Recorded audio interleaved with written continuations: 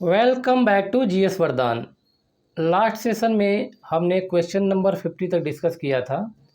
और जो question number 50 है, देखिए दिया गया है कि बादाम पहाड़, कोडरमा, मूसाबानी और रवा, इन चारों को सुमेलित करना है। तो जैसा कि आपको पता है कि बादाम पहाड़ कहाँ पर है, उड़ीसा में है। और यह किससे संबंधित है? आयरन ओर से, लौह अयस्क के संबंधित है। कोडरमा और मूसाबानी ये दोनों झारखंड में है। कोडरमा किससे संबंधित है? कोडरमा जो है अभ्रक उत्पादन से, कोडरमा अभ्रक से। मूसाबानी कॉपर तांबा से। और रवा जो है खनिज तेल से, रवा जो है खनिज तेल से। तो यहाँ तक हमने डिस्कस किया था लास्ट सेशन में। आज जो है क्वेश्चन नंबर 51, क्वेश्चन नंबर 51 देख लेते हैं। इसको भी हमें सुमेलित करना है। तो यहाँ देखिए स्वर्ण दिया है। स्वर्ण का मतलब क्या है कि सोना, कोयला, तांबा और लोहा। स्वर्ण, कोयला, तांबा और लोहा। तो देखिए तांबा हमेशा पूछा जाता है। तांबा कहाँ पर है? तांबा राजस्थान में खेतरी नामक स्थान है, वहाँ से। तो खेतरी से संबंधित है तांबा। सोना जो है कोलार, कोलार की खान का नाम आप लोगों ने सुना होगा। तो सोना कोलार की खान कहाँ पर है? कर्नाटका में है। तो सोना कोलार से, ठीक है। इसके बाद कोयला, कोयला तो बहुत ही पॉपुलर है, बार बार पूछा जाता है। झरिया, झरिया कहाँ पर है? इस समय झारखंड में है। लोहा किससे संबंधित है? कुद्रेमुख, लोहा जो है कुद्रेमुख से संबंधित है, ठीक है। तो ये हमारा सुमेलित हो गया। इसके बाद क्वेश्चन नंबर 52, क्वेश्चन नंबर 52 में पूछा गया है कि दिए गए कूट की सहायता से हरित क्रांति, दिए गए कूट की सहायता से हरित क्रांति यानी ग्रीन रिवॉल्यूशन के जो कम घटक चुनिए। तो ग्रीन रिवॉल्यूशन से क्या मतलब, ग्रीन रिवॉल्यूशन से संबंध किन किन चीज़ों का है? तो देखिए उच्च उत्पादन देने वाली किस्म के बीज, उच्च उत्पादन देने वाली किस्म के बीज। तो आपका ये तो बिल्कुल सही हो जाएगा। देखिए यहाँ पे ये सही है। तो ग्रीन रिवॉल्यूशन आपको पता होगा सबसे ज़्यादा जो प्रभाव पड़ा था गेहूं पर पड़ा था, गेहूं की फसल पर। और इस गेहूं की जो प्रजाति थी इसको मैक्सिको से मंगाया गया था। तो उच्च उत्पादन देने वाली किस्म के बीज, ये वाला सही है। इसके बाद देखिए कि दूसरा जो है सिंचाई से, सिंचाई है। तीसरा ग्रामीण विद्युतीकरण, तो सिंचाई सही हो सकता है, विद्युतीकरण से इसका कोई संबंध नहीं। सड़क और विपणन यानी कि roads, rural roads and marketing, विपणन होता है मार्केटिंग। तो बीज और सिंचाई, तो यहाँ देखिए ऑप्शन में क्या है कि 1 और 2 हमारा सही हो जाएगा, ठीक है। इसका बहुत कम प्रभाव है, लेकिन जो हमारा इसका सबसे ज़्यादा प्रभाव है, ठीक है। यह इनडायरेक्टली है, तो ये दोनों हमारा सही हो जाएगा। इसके बाद देखिए वर्ल्ड ज्योग्राफी से क्वेश्चन पूछा गया है, क्वेश्चन नंबर 53। तो इसमें दिया गया है हेमाइट, इसको भी सुमेलित करना है। निम्नलिखित में से कौन सा एक सही सुमेलित है? तो सही सुमेलित जो है जनजातियां हैं उसके बारे में पूछा गया है। तो जो हेमाइट जो है उगांडा में नहीं पाया था, युगांडा होता है, उगांडा में नहीं पाता है। बुशमैन जो है जनजाति कालाहारी मरुस्थल की है। बुशमैन जनजाति बोत्सवाना के कालाहारी डिजर्ट में निवास करते हैं और ये लोग हब्सी प्रजाति के होते हैं, ठीक है। अगर हम बात करें सकाई की, तो सकाई मलाया प्रायद्वीप, सकाई मलाया प्रायद्वीप में पाए जाते हैं। और ये लोग और मतलब कि इनका रंग जो था साफ होता है, लंबे, और शरीर इनका क्या होता है? लंबा होता है, ठीक है। तो इसका जो है क्वेश्चन नंबर 53 का चौथा, ये वाला आपका कालाहारी रेगिस्तान और बोत्सवाना में पाए जाते हैं, जो कि ये तीनों हमारा क्या है? गलत हो जाएगा। सही सुमेलित है, पता करना है। इसके बाद देखिए क्वेश्चन नंबर 54 दिया गया है। क्वेश्चन नंबर 54 में सुमेलित नहीं है। सबसे ज़रूरी है कि हमें क्वेश्चन का पैटर्न समझना। तो पूछा था कौन सा सुमेलित है, कौन सा सुमेलित नहीं है। ओके, तो सुमेलित नहीं है, देखते हैं, यानी कि 3 इसमें से सही है। तो कोपेनहेगन या तो डेनमार्क सही है। बर्लिन, बर्लिन कहाँ पर? Germany, Berlin Germany. पेरिस, ये जो है फ्रांस की राजधानी है। ओके, एक कैपिटल है और एक कंट्री है। तो डेनमार्क की राजधानी कोपेनहेगन है, जर्मनी की राजधानी बर्लिन है, फ्रांस की राजधानी पेरिस है और नॉर्वे जो है ओस्लो से संबंधित है। ओके, और इसके अलावा जो है जर्मनी जो है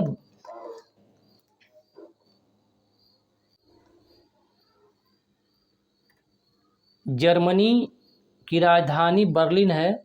तो राजधानी होने के साथ साथ बर्लिन एक प्रांत भी है।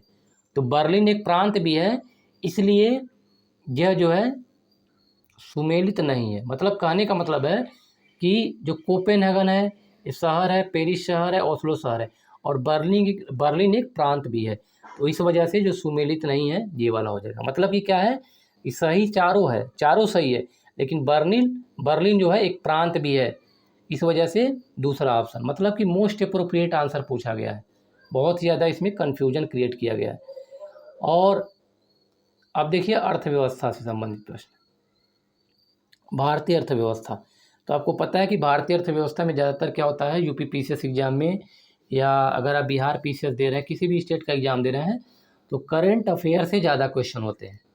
ओके, तो नवरत्न का विचार संबंधित है, यानी कि जो नवरत्न कंपनी की बात कर रहा है। जैसे आपने सुना महारत्न, नवरत्न, ये जो कंपनी है, मिनी रत्न, ये 3 कंपनीज हैं, 3 प्रकार की कंपनी होती है। तो नवरत्न का विचार किससे संबंधित है, इसके बारे में पूछा गया है। ओके, तो यहाँ देखिए तकनीकी शक्ति से नहीं होगा, चयनित निर्यातमुखी, मतलब कि कह रहा है कि निर्यात करने वाली एक इकाई है, और खाद्य प्रसंस्करण, फ्रूट प्रोसेसिंग, ये भी नहीं होगा। देखिए पब्लिक सेक्टर की एक क्या है, कंपनी है, यानी कि सार्वजनिक क्षेत्र का चयनित एक उद्यम है नवरत्न। तो इसमें जो है ऑप्शन ए वाला चौथा सही हो जाएगा। क्वेश्चन नंबर 56, 11वीं पंचवर्षीय योजना के बारे में पूछा गया है। तो इसका कोई मतलब नहीं बनता है, ये क्वेश्चन नहीं पूछा जाएगा क्योंकि पुराना है। तो देख लेते हैं फिर भी। लक्षित समृद्धि दर के प्राप्त होने तथा जनसंख्या के 1.5% वार्षिक वृद्धि होने पर एक औसत भारतीय की वास्तविक आय दोगुनी हो जाएगी। ठीक है, तो दोगुनी हो जाएगी 10 वर्षों में, उस समय अनुमान लगाया गया था। ओके, ये क्वेश्चन अब पूछा नहीं जाएगा। फिर देखिए भारतीय अर्थव्यवस्था ने किस वर्ष में सर्वाधिक समृद्धि दर प्राप्त की है। तो ये भी हमारा पुराना क्वेश्चन है, ये भी नहीं पूछा जाएगा। इसका 2006-07 ऑप्शन होगा, लेकिन इसको हम क्या करेंगे, नेगलेक्ट कर देंगे। ओके, इसके बाद क्वेश्चन नंबर 58 देख लेते हैं। 58 में पूछा गया है कि वर्तमान में 2006-07, इसको भी छोड़ देंगे, करेंट का लेंगे डेटा। फिर देखिए पूछा गया हाल मतलब होता है कि कंपनी है HAL जो है हैवी, मतलब कि एरोनॉटिकल लिमिटेड है। ठीक है, तो किससे संबंधित है, एरोनॉटिकल शब्द आ गया तो मतलब क्या हो जाएगा, वायुयान से संबंधित है। तो ये वायुयान से संबंधित है। तो आपको पता होगा कि जो हिंदुस्तान एयरक्राफ्ट लिमिटेड, ठीक है, हिंदुस्तान एयरक्राफ्ट लिमिटेड इसका नाम है, और इसकी स्थापना 1940 में की गई थी, और यह वायुयान के उत्पादन से संबंधित है, और 1942 में सरकार ने इसे खरीद लिया था। तो ये सारे फैक्ट हैं इसके। हिंदुस्तान एरोनॉटिकल लिमिटेड यह पब्लिक सेक्टर की एक यूनिट है। निम्नलिखित में से कौन सी एक लघु उद्योगों की समस्या नहीं है। ठीक है, जो स्मॉल इंडस्ट्री है, मतलब कि लघु उद्योग जो है, उनकी समस्या नहीं है, पूछा जा रहा है क्वेश्चन नंबर 60 का। तो इसमें जो जाएगा हड़ताल एवं तालाबंदी, ये उनकी समस्या नहीं है। उनकी समस्या क्या है, फाइनेंस समस्या नहीं है, मतलब कि प्रॉब्लम जो है वित्त से है, विपणन से है, फाइनेंस से है, और मार्केटिंग से, और रॉ मटेरियल कच्चा माल से। ठीक है, तो इसका चौथा हो जाएगा ऑप्शन से। इसके बाद क्वेश्चन नंबर 61, पूंजी बाजार से क्या आशय है। ठीक, तो पूंजी बाजार से आशय जो है आपका शेयर मार्केट से संबंधित है, कैपिटल मार्केट से आशय शेयर मार्केट से है, और यह जो है दीर्घकालीन फंड का बाजार है जिसमें इक्विटी या अंश पत्रों तथा ऋण के माध्यम से पूंजी की उगाही सम्मिलित है। और वस्तु बाजार से आशय जिस बाजार में वस्तुएं बेची तथा खरीदी जाती हैं। ठीक, तो इसका जो है आंसर हो जाएगा शेयर बाजार। क्वेश्चन नंबर 62 में दिया गया है गिल्ट एज्ड में ये विपणन दिया है। विपणन का मतलब हो जाएगा विपणन से संबंधित। तो गिल्ट एज्ड जो है सरकारी प्रतिभूतियां यानी कि गवर्नमेंट एक्सचेंज सरकारी प्रतिभूतियों के व्यापार से संबंधित है यह जो है, और सरकारी प्रतिभूति केंद्र सरकार या राज्य सरकार द्वारा जारी किया जाता है। तो इसका ऑप्शन हो जाएगा क्वेश्चन थर्ड वाला, सरकारी प्रतिभूतियों के व्यापार से संबंधित है। देखिए ये भी इस तरह के टर्मिनोलॉजी बार बार पूछे जाते हैं यूपीएससी के एग्जाम में या स्टेट पीसीएस एग्जाम में बार बार पूछे जाते हैं। एक्यूरीज क्या है, यानी कि इसका संबंध किससे है? तो यह जो है इंश्योरेंस कंपनी से इसका संबंध है, बीमा से, बीमा कंपनी से इसका संबंध है, बीमा से संबंध है। ठीक है। क्वेश्चन नंबर 64, खाद्यान्न किस वर्ष खाद्यान्न उत्पादन में वृद्धि दर ऋणात्मक रही? तो इसको भी डेटा को हमें नहीं देखना है। ठीक है, तो फिलहाल इसका जो आंसर होगा ये 2004-05 हो जाएगा। क्वेश्चन नंबर 65 देख लेते हैं। क्वेश्चन नंबर 65 वर्ष 2004-05। ठीक है, इसको भी कट कर देते हैं। नीचे दिए गए वर्षों में से इसमें भारतीय निर्यात में वृद्धि का प्रतिशत सबसे अधिक था। तो फिलहाल जो इसका आंसर उस समय दिया गया था 2004-05 दिया गया था, 2004-05, लेकिन इसको भी हम क्या करेंगे, नेगलेक्ट कर देंगे। ठीक है। क्वेश्चन नंबर 67 2004-05 में फिर पूछा गया है। ठीक है, ये भी नहीं। क्वेश्चन नंबर 68, निम्न 4 विदेशी बैंकों में से जो भारत में कार्य संचालन ऑपरेट कर रहे हैं किस एक की सबसे अधिक शाखाएं हैं? तो ये पुराना डेटा है, आपने देखो सिटी बैंक का नाम सुना होगा, इसके अलावा जो ऑप्शन दिया गया है स्टैंडर्ड चार्टर्ड बैंक है, HSBC ये भी इंडिया में कार्यरत है, तो इसको भी क्या करेंगे, हम कैंसिल कर देंगे।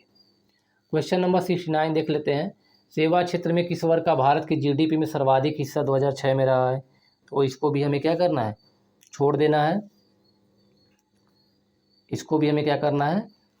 है। अगर हम बात करें तो इसमें इसका उस समय ऑप्शन जो था ये पहला वाला सही था, व्यापार, होटल, परिवहन और संचार, लेकिन हमें क्या करना है, इसको छोड़ देना। ठीक है।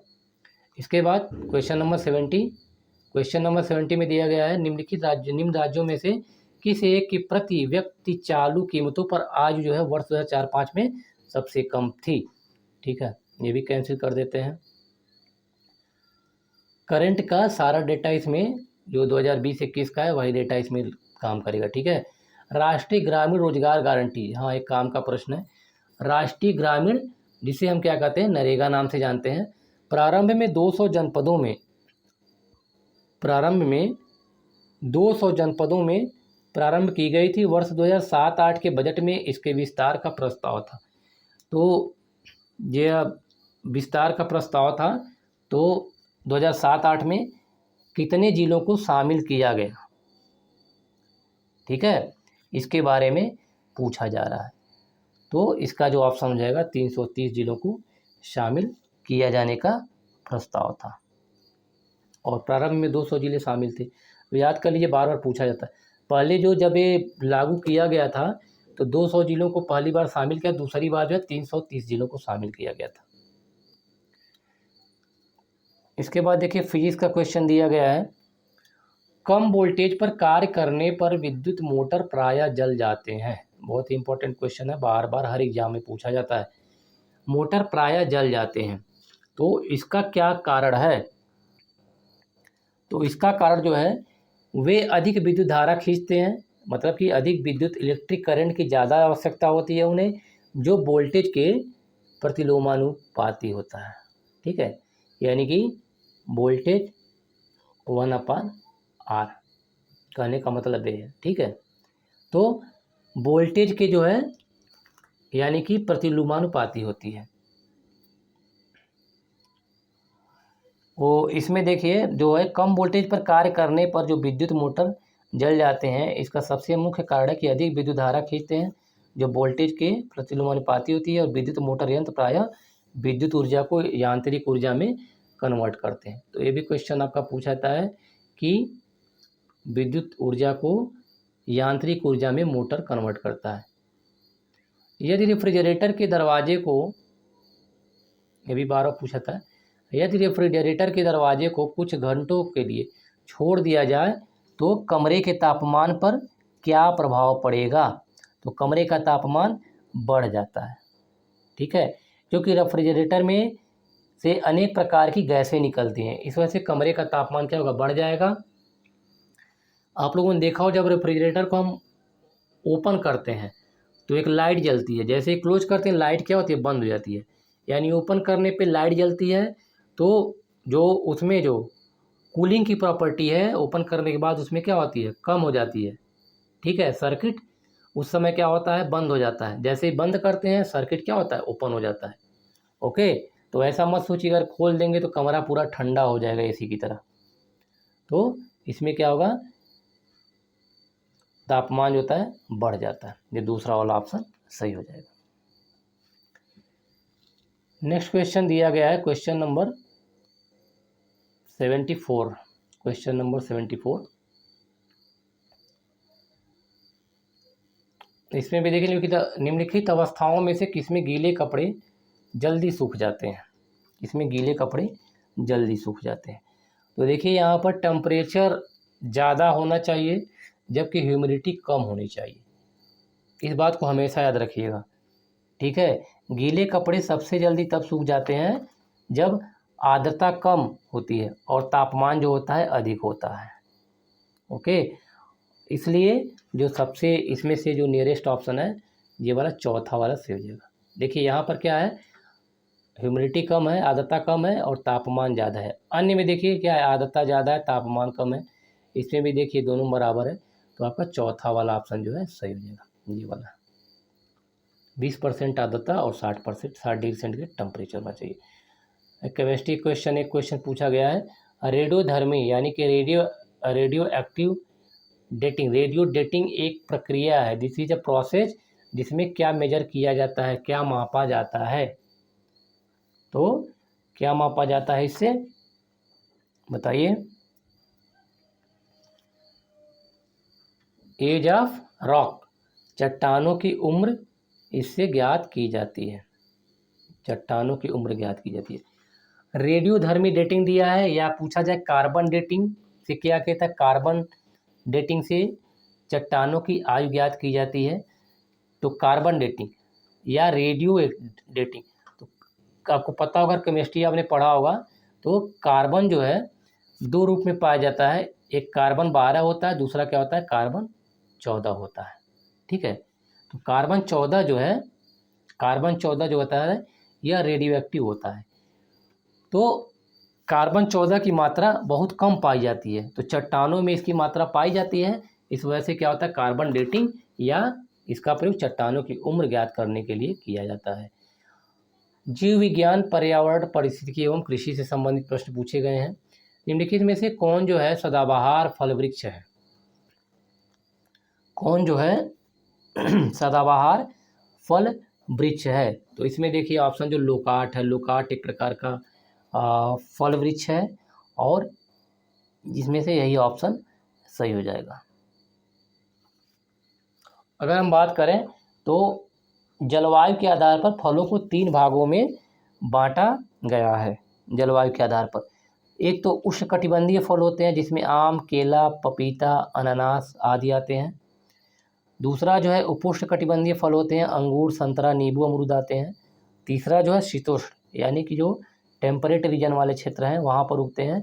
तो नाशपाती, आड़ू, आलू, मटर, यानी कि टेम्परेट का मतलब हुआ कि ठंडे, इनको क्या होते हैं, ठंड की आवश्यकता होती है, ठंडी के मौसम में उगने वाले। तो नाशपाती, आड़ू, आलू, मटर, स्ट्रॉबेरी, इस प्रकार। इसका फिलहाल ऑप्शन जो है लोकार्ट से हो जाएगा। निम्नलिखित में से कौन जो है लौह का अच्छा स्रोत है? इसमें मतलब कि आयरन की प्रचुर मात्रा पाई जाती है। ठीक है, which of the following is rich in protein? तो प्रोटीन किसमें, आयरन किसमें सर्वाधिक पाया जाता है? आयरन की मात्रा पूछा जा रहा है, तो आयरन जो है पालक में। जितने भी पत्तीदार सब्जियां होती हैं, पत्तीदार यानी कि जो पत्ते, जैसे पालक हो गया, चौलाई हो गया, इसकी जो पत्तेदार सब्जियां होती हैं इसमें आयरन की अधिक मात्रा पाई जाती है। अगर देखें तो देखिए, तो इसमें तो आपका कैरोटीन होता है, और ये मटर जो है, मटर प्रोटीन होता है, और यह भी मतलब प्रोटीन है। और चावल जो है, इसमें कार्बोहाइड्रेट की अधिक मात्रा पाई जाती है, तो पालक से हो जाएगा। निम्नलिखित में से कौन सी कृषि करने की प्रक्रिया पर्यावरण संरक्षण में सहायक होती है? मतलब कि कौन सी कृषि जो है जिससे कि पर्यावरण को नुकसान नहीं पहुंचता है?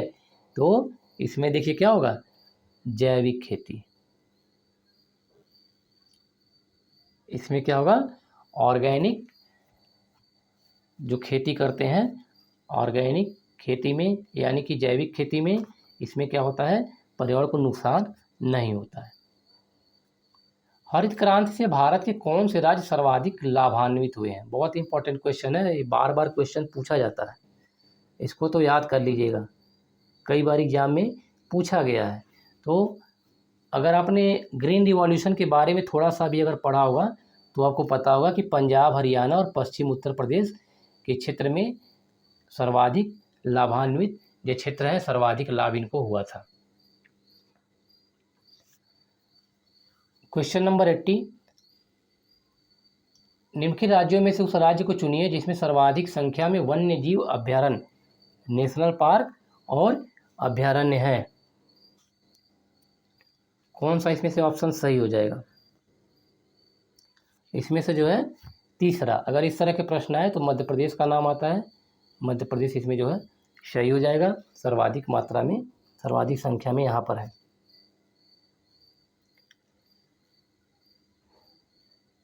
क्वेश्चन नंबर 81, राष्ट्रीय पर्यावरण अभियांत्रिकी संस्थान कहाँ पर स्थित है? राष्ट्रीय पर्यावरणीय अभियांत्रिकी संस्थान कहाँ पर है? जिसे हम जनरली क्या कहते हैं, नीरी नाम से जानते हैं, और यह जो है नागपुर में है। नागपुर कहाँ पर है? महाराष्ट्र में। यह जो है महाराष्ट्र का एक ज़िला है, और जो है नीरी की स्थापना, देखिए इसमें नीरी पूछा जाता है बार बार, नीरी, NEERI, ठीक, national environment engineering research institute हो जाएगा। ओके, तो ये नागपुर ज़िले में है। और अगर इसकी स्थापना की बात की जाए, जो छोटे एग्जाम होते हैं, SSC हो गया, UPSSC आदि एग्जाम में यह पूछा जाता है कि इसकी स्थापना कब हुई थी, 1958 में। अगर इस तरह क्वेश्चन पूछा जाए तो 1958 में इसका इस्टेब्लिशमेंट था, इसकी स्थापना हुई थी। ओके, अब देखिए क्वेश्चन नंबर 82, निम्नलिखित में से कौन सा रक्त में हीमोग्लोबिन के साथ इरिवर्सिबल संश्लिष्ट बनाता है? यानी कि हीमोग्लोबिन के साथ इरिवर्सिबल का मतलब ये हो गया कि जैसे दो प्रकार के रिएक्शंस होते हैं, एक रिवर्सिबल होता है और एक इरिवर्सिबल। रिवर्सिबल मतलब उत्क्रमणीय अभिक्रिया और अनुत्क्रमणीय अभिक्रिया। तो उत्क्रमणीय अभिक्रिया में क्या होता है, हम साइन इस तरह का लगाते हैं, मतलब कि दोनों दिशा में क्या होगा, रिएक्शन हो सकता है। लेकिन इसमें दिया है अनुत्क्रमणीय, मतलब कि परमानेंट एक प्रोडक्ट बन जाए। अगर जब परमानेंट प्रोडक्ट बनता है तो हम क्या कहते हैं, इस तरह का रिएक्शन करते हैं, इस तरह का मतलब कि सिंबल लगाते हैं। ठीक है, तो कह रहा है कौन सा है, तो कार्बन मोनोऑक्साइड इसका आंसर हो जाएगा, क्योंकि कार्बन मोनोऑक्साइड यह जो है हीमोग्लोबिन के साथ रिएक्शन करके कार्बोक्सी हीमोग्लोबिन बनाता है, और जो कि हमारे लिए बहुत ही खतरनाक होता है। ठीक है, सफोकेशन होने लगेगा, श्वसन क्रिया हमारी बाधित हो जाएगी। और यह जो गैस है कार्बन मोनोऑक्साइड, यह कहाँ से निकलता है? जो ऑटोमोबाइल्स हैं, स्वचालित वाहन, मोटरसाइकिल है या कार वगैरह से, चिमनी से सर्वाधिक मात्रा में रिलीज होते हैं। ठीक है। निम्न ग्रीन हाउस गैसों में से ऐसी कौन है जिसके द्वारा ट्रोपोस्फियर में ओजोन प्रदूषण नहीं होता है? किस गैस के कारण ट्रोपोस्फियर? तो पता होगा आपको कि जो मतलब कि जो वायुमंडल है, सबसे नीचे का जो लेयर है ट्रोपोस्फियर, स्ट्रेटोस्फियर, सबसे नीचे का ट्रोपोस्फियर, फिर स्ट्रेटोस्फियर, फिर होता है कि मीजोस्फियर, आयनोस्फियर, इस प्रकार से कई जोन में अपनी सुविधा के अनुसार बांटा गया है। तो पूछा गया है कि जिसके द्वारा ट्रोपोस्फियर में, यानी कि स्ट्रेटोस्फियर में तो ओजोन लेयर पाई जाती है, जो क्या करती है? अल्ट्रावायलेट रेज को पृथ्वी पर आने से रोकती है। ठीक है। तो पूछा जा रहा है कि ट्रोपोस्फियर में प्रदूषण होने से नहीं देता है, किसकी वजह से? ठीक है। तो इसमें ऑप्शन हो जाएगा वाटर वेपर, वाटर वेपर, जल वाष्प। ठीक। तो इसमें हो जाएगा ऑप्शन जल वाष्प। इसके अलावा मीथेन भी हो जाता है, नहीं होने देता। ठीक। तो इसमें जो है सबसे जो एप्रोप्रिएट आंसर होगा इसमें वाटर वेपर, जल वाष्प।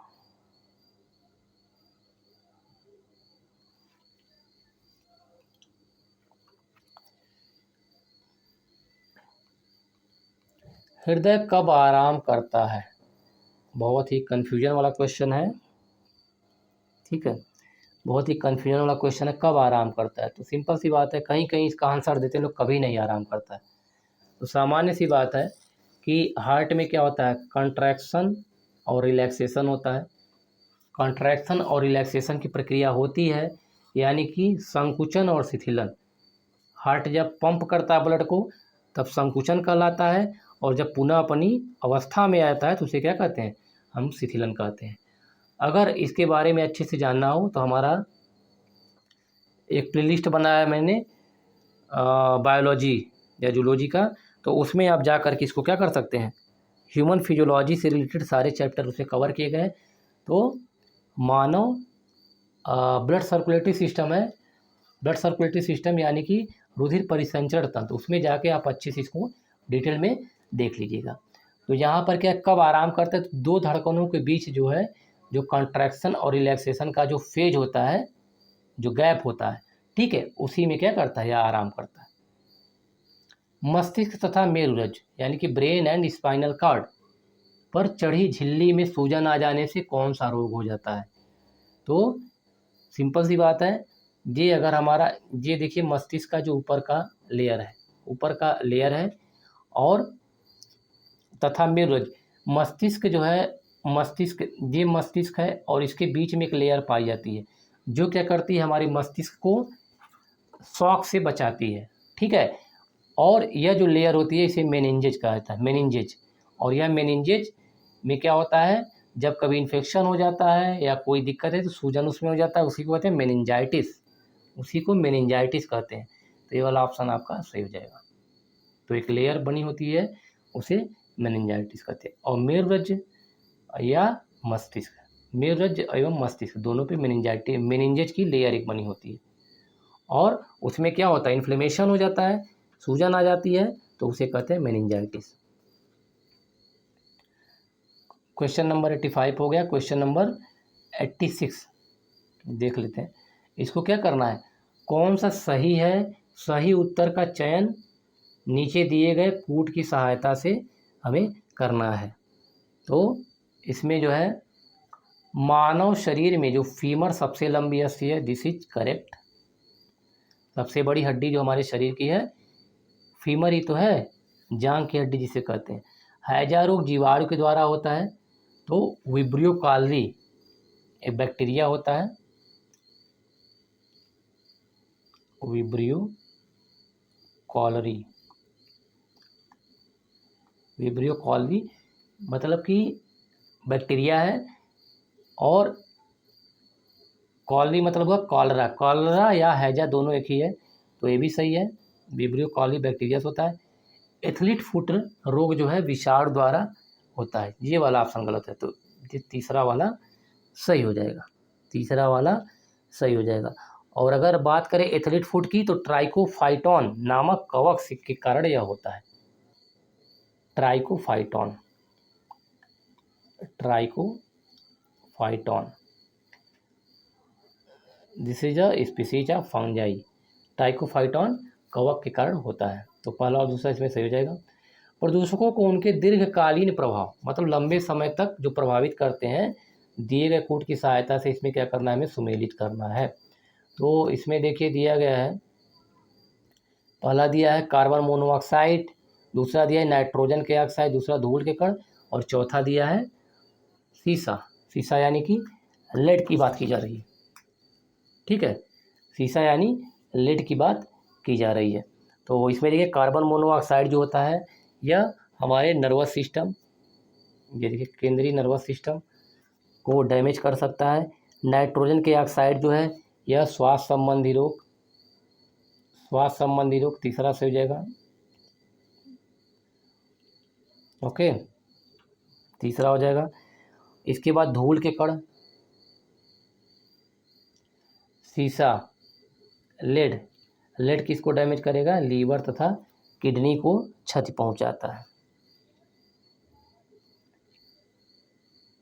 ये वाला सही होगा, 4 3 2 1। इसके बाद साइंस एंड टेक से क्वेश्चन पूछा गया है, इसमें भी कूट को सुमेलित करना है। तो इसमें दिया है नई विज्ञान प्रौद्योगिकी 2003 जो साइंस एंड टेक जो पॉलिसी आई थी 2003 की, उसके बारे में पूछा गया है। तो इसमें दिया गया कौन सा सही है, विद्यमान भौतिक एवं बौद्धिक स्रोतों का सर्वाधिक उपकारक उपयोग, अजीब तरह का बहुत क्लिष्ट हिंदी लिखे जाता है इसमें। और नवीन प्रवर्तनीय यानी कि मोस्ट इनोवेटिव जो होता है, इनोवेटिव मतलब इनोवेशन, नई चीज़ कोई, प्रौद्योगिकी का विकास प्राकृतिक संकटों को कम करने और उनसे निपटने हेतु पद्धति और प्रौद्योगिकी का विकास और बौद्धिक संपत्ति का प्रबंधन, मतलब ये चारों कार्य जो है किए जाते हैं, सही है, चारों सही है। तो सभी ऑप्शन इसमें से सही हो जाएंगे। जो 2003 की पॉलिसी आई थी। इसके अलावा देखिए क्वेश्चन नंबर 89 पूछा गया है, अति विवादास्पद भ्रूणीय स्टेम सेल, स्टेम कोशिका बारे में पूछा जा रहा है। तो स्टेम कोशिका के विकल्प के रूप में कौन जो है बायो एथिकल विवादास्पद स्रोत है, कौन जो है बायो एथिकल विवादास्पद स्रोत है। तो इसमें जो है ये अस्थि मज्जा से व्युत्पन्न स्टेम सेल जो है, ये वाला आपका सही हो जाएगा। अस्थि मज्जा का मतलब है बोन मैरो, बोन मैरो से जो स्टेम सेल डेवलप होती है बोन मैरो में, ठीक है, तो यह विवादास्पद स्रोत वाला आपका सही ऑप्शन हो जाएगा। और आपको हमने बताया था बायोलॉजी वाले प्लेलिस्ट में जाकर देख लीजिएगा कि स्टेम सेल जंतु में पाई जाने वाली विशेष प्रकार की कोशिकाएं होती हैं जो अपनी संरचना तथा कार्य में कोई विशिष्टता नहीं दर्शाती, अर्थात ये जो होते हैं अनडिफरेंशिएटेड सेल होती हैं, ओके। और 2012 में इस खोज के लिए नोबेल प्राइज भी मिला था। गाड़ियों को चलाने के लिए हाइड्रोजन गैस सुविधाजनक रूप में ईंधन के रूप में प्रयोग में लाई जा सकती है यदि वह कम ताप पर किसी पदार्थ द्वारा अवशोषित हो ताकि निर्वातक द्वारा उत्पन्न तापमान पर मुक्त हो सके। तो वह पदार्थ है जो भारत में पाया जाता है। पुराना क्वेश्चन है, क्वेश्चन नहीं आएगा, फिलहाल इसका आंसर जो होगा हाइड्राइट हो जाएगा, ठीक है। हाइड्रोजन गैस को सुविधाजनक रूप से ईंधन के रूप में प्रयोग लाने के लिए हाइड्राइड का प्रयोग किया जा सकता है। हाइड्राइड का, हाइड्रोइड लिखा है या हाइड्राइड, दोनों एक ही है। क्वेश्चन नंबर 91, रडार, रडार का प्रयोग या रेडार का प्रयोग मुख्य रूप से किया जाता है, इसके लिए किया जाता है तो इसका ऑप्शन हो जाएगा तीसरा सही। रेडियो तरंगों द्वारा वस्तुओं की उपस्थिति और स्थिति का ज्ञान करने के लिए। तो आपको पता होगा, इसका फुल फॉर्म भी याद कर लीजिएगा। जो रडार का फुल फॉर्म होता है रेडियो डिटेक्शन एंड रेंजिंग, ऐसे लिखते हैं इसको, RADAR। तो रेडियो, RS रेडियो का, डिटेक्शन एंड रेंजिंग ऐसे होता है, ठीक है। विश्व स्तर पर प्रोग्राम ह्यूमन जीनोम, एक ह्यूमन जीनोम प्रोजेक्ट चलाया गया था वर्ल्ड लेवल पे, तो उसके बारे में क्वेश्चन पूछा गया है और यह क्वेश्चन अक्सर पूछा जाता है। तो इसमें यह किससे संबंधित है? तो जो कि ह्यूमन जीनोम प्रोडक्ट है तो सिंपल सी बात है, मानव से संबंधित होगा। तो जीनोम है तो जीन से संबंधित होगा। तो इसमें देखिए मानव नस्ल आधारित नस्लों, ये ह्यूमन जीन, मानव जीन और उनके अनुक्रमों की पहचान और मानचित्रण के लिए, ठीक है। ये चौथा वाला ऑप्शन सही हो जाएगा। क्वेश्चन नंबर 93, इसमें भी सुमेलित करना है। तो दिया गया है, ये रुधिर कोशिकाएं हैं यानी कि ब्लड कार्पसल, ब्लड सेल्स हैं, बोन सेल्स हैं, फिर बाल रज्जु है और लार है, यानी कि सलाइवा जिसे कहा जाता है। तो पूछा गया कि अपराध की जांच में डीएनए परीक्षण, जब डीएनए टेस्टिंग की जाती है तो किससे नमूने लिए जाते हैं? तो नमूने कहाँ से लिए जाते हैं? तो डीएनए परीक्षण विधि में अपराधी पीड़ित या किसी भी व्यक्ति की रुधिर कोशिकाओं, अस्थि कोशिकाओं यानी कि या बाल रज्जु, लार या शरीर से चमड़ा निकाल करके अंग के नमूने लेकर व्यक्ति की पहचान की जाती है। तो इसका जो है ऑप्शन आपका चौथा वाला से हो जाएगा। क्वेश्चन नंबर 94, जापान की 1953 में होने वाली मिनीमाटा जो रोग होता है या किससे होता है? तो मरकरी से, या पारद दिखा है, ठीक है, मरकरी से होने वाली यह व्याधि है या यह बीमारी है। निम्नलिखित में से नॉन CSIR संस्थान जो लखनऊ यूपी में स्थित है, नॉन CSIR के बारे में पूछा गया है, ठीक। तो Indian Institute of Sugar Cane Research, IISR जो है, यह जो है नॉन CSIR इंस्टीट्यूट है, ठीक है। ये पहला वाला ऑप्शन सही हो जाएगा। इसका फुल फॉर्म भी पूछा जाता है। निम्नलिखित में से कौन सा एक कथन जो है चीनी अंतरिक्ष यान झेनझाओ 7 के बारे में सही नहीं है? तो इसे भी हमें नहीं देखना है, यह करंट न्यूज़ था उस समय का। क्वेश्चन नंबर 97 देख लेते हैं। क्रायोजेनिक इंजन की बात की जा रही है, ठीक है। क्रायोजेनिक टेक्नोलॉजी का विकास भारत कर रहा है, निम्नलिखित में से किस देश या एजेंसी को यह प्रौद्योगिकी प्राप्त नहीं है? तो जो क्रायोजेनिक टेक्नोलॉजी है, यह भी पुराना क्वेश्चन है, हो सकता है कि इस समय वह टेक्नोलॉजी उस देश को मिल गई हो, ठीक है। तो उस समय का जो ऑप्शन था ब्राज़ील था। ये जो क्रायोजेनिक टेक्नोलॉजी है, प्रेजेंट टाइम में करंट से मैच करा लीजिएगा इसको, ठीक है, यह उस समय का था। तो जो क्रायोजेनिक टेक्नोलॉजी है, यह क्या होती है? निगेटिव टेम्परेचर पे वर्क करती है, निगेटिव टेम्परेचर पे काम करती है cryogenic technology. Question number 98, euro norms पढ़ा होगा आप लोगों ने, यूरो नॉर्म्स, जैसे देखा होगा कि पहले गाड़ियाँ थी यूरो 1, 2, यूरो 3, यूरो 4 गाड़ियाँ आती थी। तो पूछा गया है कि यूरो नॉर्म बनाए गए हैं, किस चीज़ के लिए बनाए गए हैं, ठीक। तो इसका जो आंसर हो जाएगा, वाहनों से निकलने वाले हानिप्रद गैसों को नियंत्रित करने के लिए। प्रेजेंट टाइम में जो है हमने यह जो यूरो जो नॉर्म है, यह यूरोप से लिया गया है, यूरोपियन कंट्री से लिया गया था। तो वर्तमान समय में क्या है, हमने अपना खुद का एक स्टैंडर्ड बनाया है जिसे BS6 कहा जाता है। BS6 वर्तमान समय जो गाड़ियाँ आती हैं, BS6 मतलब क्या हुआ? भारत स्टेज 6। तो वाहनों से जो हानिकारक गैस निकलते हैं उनको नियंत्रण के लिए बनाया गया है। देखिए बहुत इंपॉर्टेंट है, इससे आपके 4 क्वेश्चन क्लियर हो जाएंगे। सूची को सुमेलित करना है तो सबसे पहले कि स्टेथोस्कोप है, स्फिग्मोमैनोमीटर है, कैरेटोमीटर और लक्स मीटर। तो स्टेथोस्कोप का काम है, देखा होगा जो डॉक्टर्स होते हैं उनके पास एक स्टेथोस्कोप इस तरह का होता है, ठीक है, वायर लगा होता है और एक कान में लगा करके सुनते हैं। तो किस लिए होता है ये तीसरा से हृदय की ध्वनि को सुनने के लिए। स्फिग्मोमैनोमीटर ब्लड प्रेशर मेजर करने के लिए, ये देखिए यानी कि 3 और 4 हो जाएगा इसका। बचा दो कैरेटोमीटर। तो कैरेटोमीटर जो था दे सुना होगा आप लोगों ने, सोना जो है 20 कैरेट का 22 कैरेट गोल्ड आता है, सोने की शुद्धता का पता लगाने के लिए। लक्स मीटर क्या होगा, दूसरा हो जाएगा और ये 1 हो जाएगा। प्रकाश की तीव्रता मापने के लिए लक्स मीटर का प्रयोग किया था। ओके,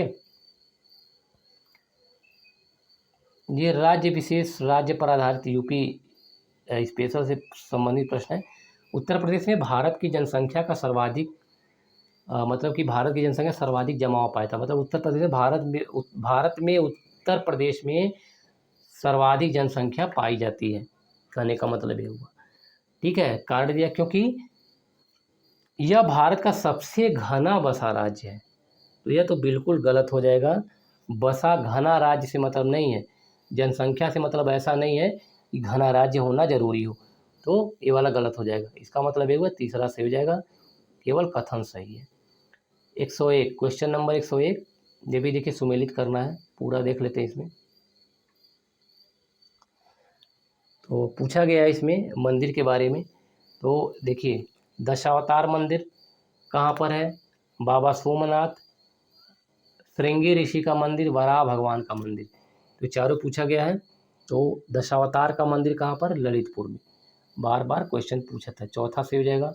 बाबा सोमनाथ मंदिर, तो सोमनाथ के बारे में आपको पता है, बाबा सोमनाथ मंदिर तो देवरिया में है बाबा सोमनाथ, ये भी पूछा गया एग्जाम में। तीसरा श्रृंगी ऋषि का मंदिर, तो श्रृंगी ऋषि का मंदिर फर्रुखाबाद में है, ये फर्रुखाबाद में। दूसरा से हो जाएगा वराह भगवान का मंदिर जो है एटा में है, एटा पहला से हो जाएगा, ठीक है। उत्तर प्रदेश के निम्न 4 जनपदों को 2001 की जनगणना के अनुसार इसको देखना है, ठीक है, कैंसिल कर दीजिए इसको। 2001 की जनगणना के अनुसार यह पूछा गया है, तो हमें क्या पढ़ना है, 2011 की जनगणना पढ़ना है। तो अगर हम 2011 की जनगणना देखें तो 2011 की जनगणना के अनुसार जो है सोनभद्र जो है घटते हुए क्रम में लिखना है, तो सोनभद्र, बलिया, देवरिया, इसमें देखिए दिया श्रावस्ती, बलरामपुर, बहराइच, लखीमपुर खीरी, ठीक है। तो इसको 2001 वाला ही छोड़ देते हैं हम लोग। वर्तमान समय क्या हुआ है, चेंज हो गया सब।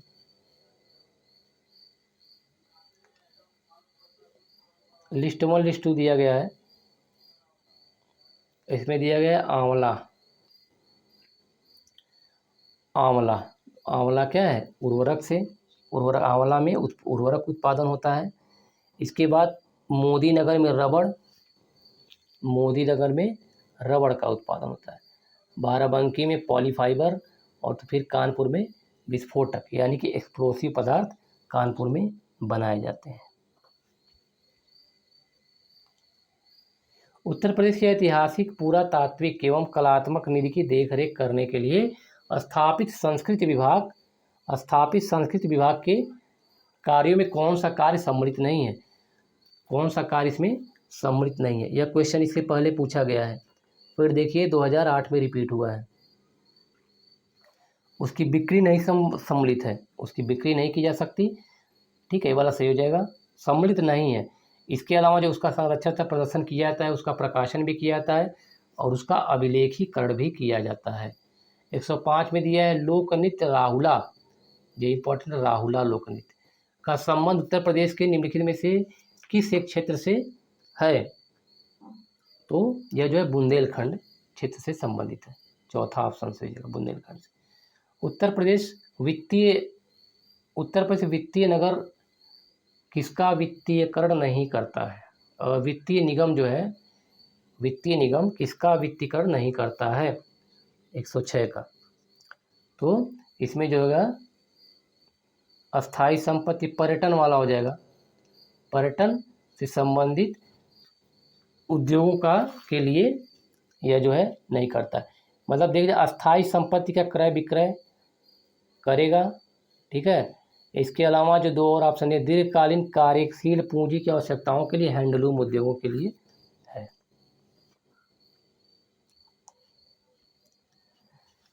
क्वेश्चन नंबर 107, निम्नलिखित में से कौन सा फसल चक्र पूर्वी उत्तर प्रदेश के लिए सर्वाधिक उपयुक्त माना जाता है?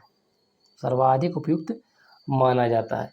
तो धान, मक्का, गेहूँ की बात अगर किए तो यानी कि पूर्वी उत्तर प्रदेश, जैसे कि गोरखपुर जिला हो गया, देवरिया हो गया, बस्ती, फिर आपका फैजा बस्ती हो गया, मतलब कि पूर्वांचल जो पूर्व बलिया, महाराजगंज, सिद्धार्थनगर, तो धान, मक्का, गेहूँ आदि के लिए उपयुक्त समझा जाता है।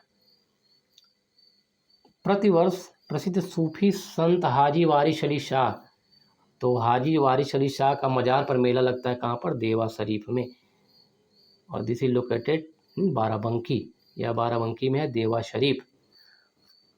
ओके, तो यह देवा शरीफ में हर साल मेला लगता है। क्वेश्चन नंबर 109, तो 109 में देख लेते हैं क्या दिया गया। उत्तर प्रदेश के प्राचीन जनपद हैं और राजधानी दिया गया है, और राजधानी कहाँ कहाँ पर है, ठीक है। तो इसमें जो है कुरु की राजधानी कहाँ थी? इंद्रप्रस्थ थी, बहुत इंपॉर्टेंट है। कुरु की राजधानी इंद्रप्रस्थ थी। महाजनपद की बात कर रहा है, कुरु, इंद्रप्रस्थ। पांचाल जो था अहिछत्र था। कौशल था साकेत था, और वत्स जो है कौशाम्बी। शारदा सहायक समादेश विकास परियोजना 2007 में भी क्वेश्चन पूछा गया, फिर से पूछा गया था, और 2008 में पूछा गया। शारदा सहायक समादेश विकास परियोजना के मुख्य लक्ष्य निम्नलिखित में से क्या है? तो नीचे दिए गए कूट की सहायता से क्या करना है? हमें चुनना है।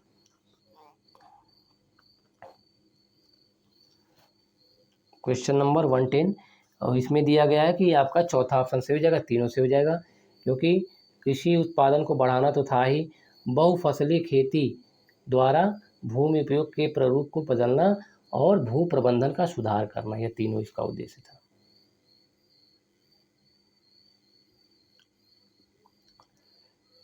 क्वेश्चन नंबर 111,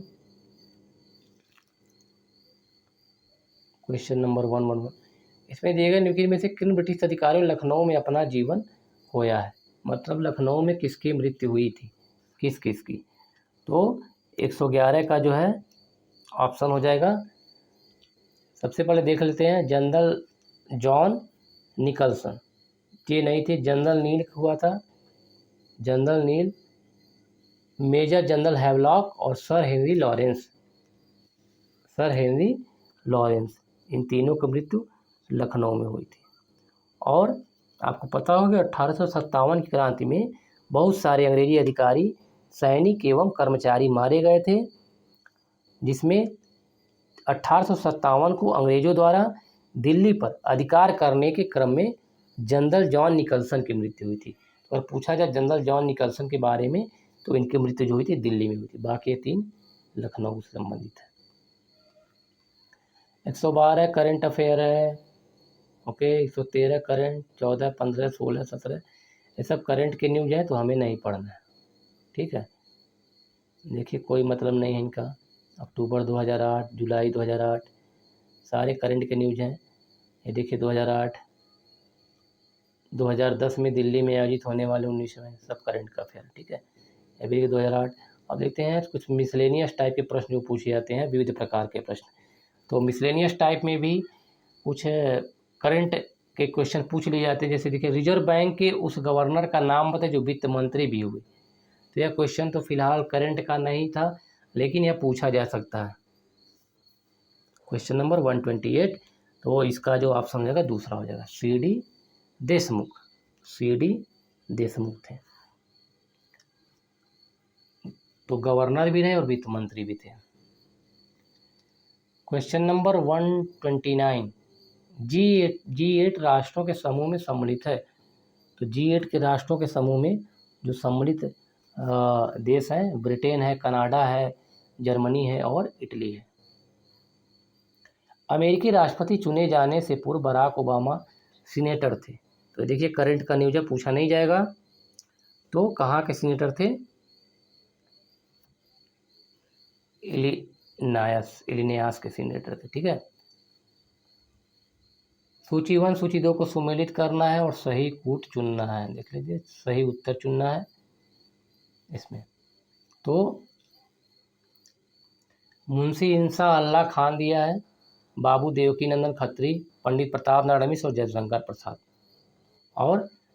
प्रसाद। तो 4 लोगों के नाम दिए गए, इनकी रचनाओं के बारे में हमें क्या करना है, बताना है इनकी रचनाओं को।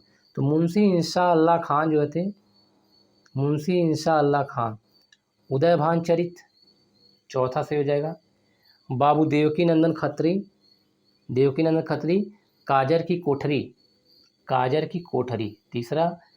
पंडित प्रताप नारायण मिश्र की जो बहुत ही पॉपुलर लेख आपने पढ़ा होगा, यह हठी हमीर था। हठी हमीर पहला हो जाएगा। जयशंकर प्रसाद दूसरा हो जाएगा कंकाल। क्वेश्चन नंबर 132, अमीर खुसरो ने किसके विकास में अग्रगामी भूमिका निभाई? तो अमीर खुसरो किससे संबंधित थे? खड़ी बोली से। खड़ी बोली, तीसरा ऑप्शन सही हो जाएगा। और अगर इनका जन्म देखा जाए तो इनका जन्म जो था पटियाली में हुआ था। बार बार क्वेश्चन पूछा था जन्म कहाँ पर, कहाँ से संबंधित थे, और 1923 में इनका जन्म हुआ था। और खड़ी बोली के विकास में इनका महत्वपूर्ण योगदान है, और खड़ी बोली का जनक भी इन्हें माना जाता है। ये देखिए, सुमेलित है कौन, नहीं सुमेलित है कौन सा, सुमेलित नहीं है।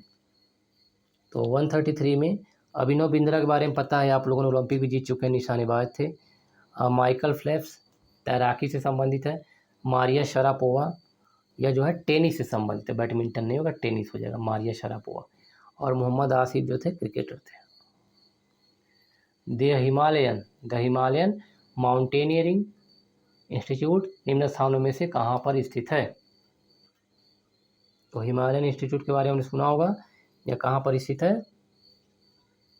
दार्जिलिंग में स्थित है। और इसकी जो स्थापना हुई थी 1954 में की गई थी। अब देखिए, गणित एवं मानसिक योग्यता से संबंधित प्रश्न है, इसको हम सॉल्व नहीं करेंगे, ठीक है, केवल आंसर बता देंगे, आप लोग इसको सॉल्व कर लीजिएगा। 135 का ऑप्शन जो है चौथा से हो जाएगा। सैकड़ा, हज़ार, 10,000, लाख, 10 लाख, ठीक है, ये हो जाएगा। विद्युत ट्रेन उत्तर से दक्षिण को जा रही है तो इंजन का धुआं किस दिशा में जाएगा? यह रीजनिंग का प्रश्न है, बहुत ही आसान सा। तो दिया गया है कि विद्युत ट्रेन, देखिए कितना कंफ्यूज किया गया है, विद्युत ट्रेन उत्तर से, विद्युत ट्रेन में धुआं ही नहीं होता है, तो धुआं नहीं होता है, धुआं इसमें नहीं उड़ता है। इलेक्ट्रिक इंजन है तो धुआं कहाँ से होगा उसमें। क्वेश्चन नंबर 137 का इसमें ऑप्शन हो जाएगा आपका थर्ड वाला, 121 ऑप्शन हो जाएगा। क्वेश्चन नंबर 138 का पहला ऑप्शन से जाएगा 17 मीटर। ओके। क्वेश्चन नंबर 139, यह प्रिंट को हम RUMSZ अगर लिख रहे हैं तो ड्रिंक को किस कोड से प्रेजेंट करेंगे, इसके बारे में पूछा गया है। तो दूसरा सही हो जाएगा इसका, ये वाला। 0, 4, 18, 48, 100 दिया है, 100 के बाद कौन सी संख्या आ सकती है? तो 140 का ऑप्शन जो है ये दूसरा हो जाएगा, 140 का दूसरा सही है। 141 में ये दिया गया है, तो इसको क्या करना है, इसका वैल्यू निकालना है। x इक्वल टू जी के बराबर हो जाएगा और y इक्वल टू 343 के बराबर हो जाएगा। ठीक, चौथा से हो जाएगा। इसका जो है 21 सही हो जाएगा, 21। क्वेश्चन नंबर 143, क्वेश्चन नंबर 143 का जो ऑप्शन है ये थर्ड वाला सही हो जाएगा, 125%। यदि किसी वृत्त की परिधि को 50% बढ़ा दिया तो क्षेत्रफल कितना हो जाएगा। ठीक है।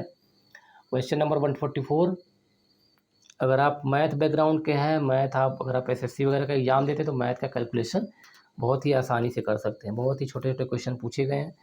144 का ऑप्शन हो जाएगा ये 80:7 का रेशियो है, 80:7 का रेशियो इसमें आएगा।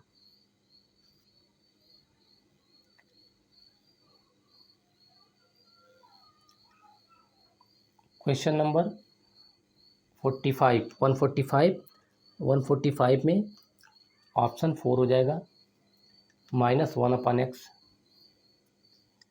ये निम्नलिखित वृत्तों में से वृत्त दिया हुआ है, AB equal to 16 centimetre, OC equal to 6 centimetre. तो वृत्त की त्रिज्या पूछा जा रहा है, तो इसकी त्रिज्या जो है, वृत्त की त्रिज्या पूछा जा रहा है, तो इसकी जो त्रिज्या है इसका थर्ड ऑप्शन हो जाएगा 10 सेंटीमीटर के बराबर होगा। क्वेश्चन नंबर 147, इसको आप स्क्रीनशॉट लेकर के सॉल्व कर सकते हैं। तो एक रेलगाड़ी स्टेशन ए से कुछ यात्रियों को लेकर के चलती है, इस तरह के क्वेश्चन पूछे गए हैं। तो 147 का जो ऑप्शन है दूसरा से हो जाएगा 500। ये तो बहुत ही आसान सवाल है, इस तरह के क्वेश्चन आसानी से सॉल्व हो जाते हैं। ये देखिए दिया गया है 148 का। ऊपरी चित्र में वृत्त सूचक है, शक्तिशाली वर्ग सूचक है, धनवान तथा त्रिभुज सूचक है। वृत्त शक्तिशाली का सूचक है, वर्ग सूचक है, धनवान तथा त्रिभुज सूचक है नेता का। तो पूछा तीनों की विशेषताओं वाला। तो अगर आप निकालेंगे इसका वैल्यू तो इसमें जब देखेंगे, देखिए इसमें जो 3 जो है 148 का जो पहला है 3 देखिए सब में आ रहा है, इसमें भी और इसमें भी, तीनों में आ रहा है। तो इसका ऑप्शन हो जाएगा 3, पहला वाला। 149 निम्नलिखित में से निम्नलिखित श्रृंखला में लुप्त संख्या कौन सी होगी। 149, तो इसका ऑप्शन हो जाएगा 25, तीसरा ऑप्शन सही हो जाएगा। ओके, चलिए एक क्वेश्चन और है 150, क्वेश्चन नंबर 150। तो इसको भी आप देख सकते हैं, आसान सा सवाल है।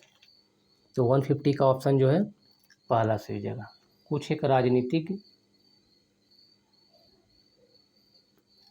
एक राजनीतिक जो है राजनीतिक शिक्षित व्यवसायी है, ये वाला आपका ऑप्शन सही हो जाएगा।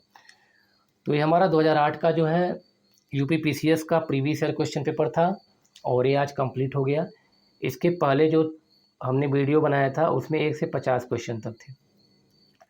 तो इसको क्या करना है, आपको बार बार देखना है, जितनी बार देखेंगे उतनी बार आपका जो मतलब कि आपकी एक्यूरेसी सही होगी और क्वेश्चन जो है गलत होने के चांसेस कम हो जाएंगे। क्योंकि UPPCS के एग्ज़ाम में अक्सर जो है रिपीटेड क्वेश्चन पूछे जाते हैं। तो अगर आपको वीडियो अच्छा लगे तो लाइक कीजिए, अपने दोस्तों को शेयर कीजिए और चैनल को सब्सक्राइब कीजिए, ताकि जैसे ही वीडियो अपलोड हो सबसे पहले आपको नोटिफिकेशन मिले, जिसका आप भरपूर लाभ ले सकें। नेक्स्ट सेशन में 2009 का क्वेश्चन पेपर लेकर हम आएंगे। नेक्स्ट सेशन में 2009